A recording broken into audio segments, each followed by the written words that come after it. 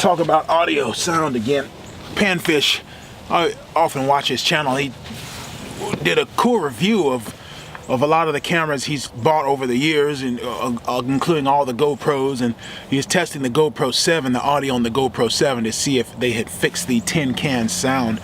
And so I think I need to talk a little bit more about audio and how microphones work and what they can do and what they can't. Welcome to Camera Tech Tuesday. I'm using a Panasonic GH4 coupled with a DXA Micro Pro preamp, and a Rode video mic, the original Rode video mic. So the video mic's going to the preamp and the preamp's going to the camera. Audio is very important to me because I have a background in music. I used to play saxophone, and the way things sound has always been important to me. And so when I sort of switched from music to video, like doing here, sound always became the number one thing. And the one thing I always hated with these little cameras was how poor the sound was. It took me time to figure out how to get good sound in a camera. It's easy to do it in a sound studio because everything's perfect. Out here, nothing is perfect. It's just gross sounding. But how do you get it sounding good? Well, you gotta have good microphones, good preamps, and a good recorder. As with everything, there's always a compromise. With little GoPro cameras, there is no way that you can fit a really awesome preamp into a camera that's small enough to fit in your palm of your hand. It's impossible. Now what you can do is put a decent enough microphone, and if you get the proximity close enough, let me demonstrate, it sounds really good. You hear the way I sound right now on this? Sounds okay, right? But let me get closer. The closer and closer and closer I get, now I have that big bassy radio voice, right? That sounds actually very, very good. But now that I'm backing off, you hear how the sound has become less, and that's about 3 feet. I'm about 4.5 feet away from the microphone, and we're already getting less quality sound. Now I could boost the preamp, which let's do.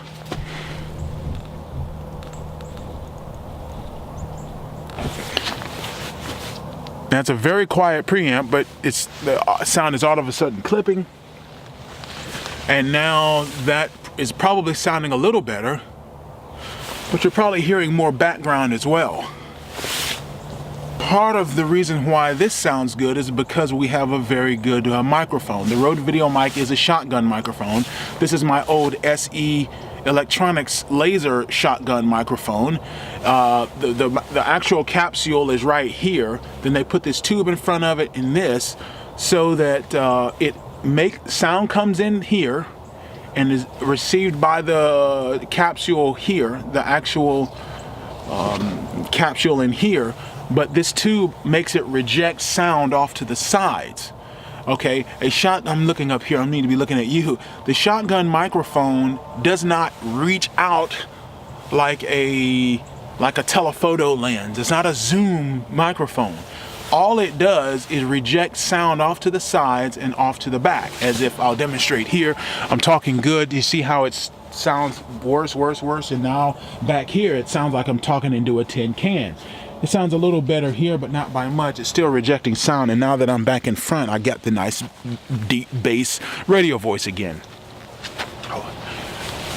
That's how shotgun microphones work. So if you're in a crowded downtown, if you listen to NPR, listen to any radio news report where they're reporting from downtown in some city or something, notice how you can hear the city, you can hear the buses, you can hear the trains, you can hear people walking past, but it doesn't overshadow the voice of the person talking, the reporter or the person, because the microphone is designed to reject all that noise. It's designed to reject noise in noisy environments and to isolate sound directly in front of it. You use different microphones for different purposes. If you're just wanting a soundscape, you're out there on the river, you want to hear the birds, you want to hear the fish splashing on the water, you need what's called a stereo microphone. Stereo microphones are basically like this. This is my old Tascam DR40. You see two microphones there? It'll pick up that sound, and that cross pattern like that will make it stereo. It's great for ambient sound, where you can pick up everything. Shotgun microphones are great for isolating sound and rejecting other sounds. My Sennheiser microphone, where I do my voiceover work and I don't feel like going inside to get it, that's what I do for my voiceover stuff. It's really well attenuated for human voice. It's what you see in the type of microphone you see most in every live rock concert. Then there's the lavalier microphones, where you can put it right here on your chest, which is really the best microphone you can get. But I don't have a line long enough to reach to the camera, which means I would have to have something that's remote or wireless, which, you know, it's another piece of gear to buy. Best all-around sound is to have about 2 or 3 microphones to use in all the best situations, and then those microphones go to a dedicated recorder, and that's completely separate from the video, and you can sync it all in post-production. That's going to give you the best absolute possible sound. But as a fisherman, we're out there on the water. I don't have time to be turning on a camera, turning on a microphone, turning on a preamp, turning on a separate recorder, making sure everything's recording, and then go fight the fish. I'll just lose the fish.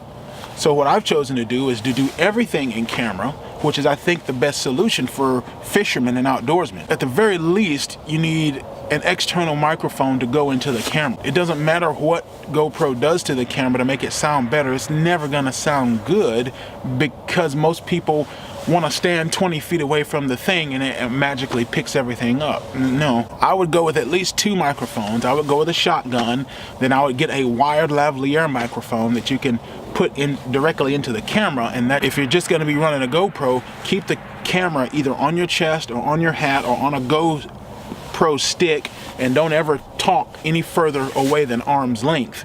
That way you're close to the camera and you're gonna get the best quality sound. I'm really actually too far away, but it works because I just know the limitations of what this microphone can and can't do. Because if I'm on the boat and I'm talking here and I'm catching the fish here, now you can't hear me, right?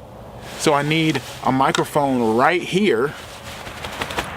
And if you're someone who has a chest camera or a hat camera, you're already taken care of. Always keep the microphone close to your face. Eat the microphone. That's what we used to say when I was playing saxophone. Go watch a live concert. Notice how those rock musicians, they're dancing around the microphone. They don't ever, unless they got one of these Britney Spears type things, right? If it's just regular old microphones, they don't ever get on, because they understand that.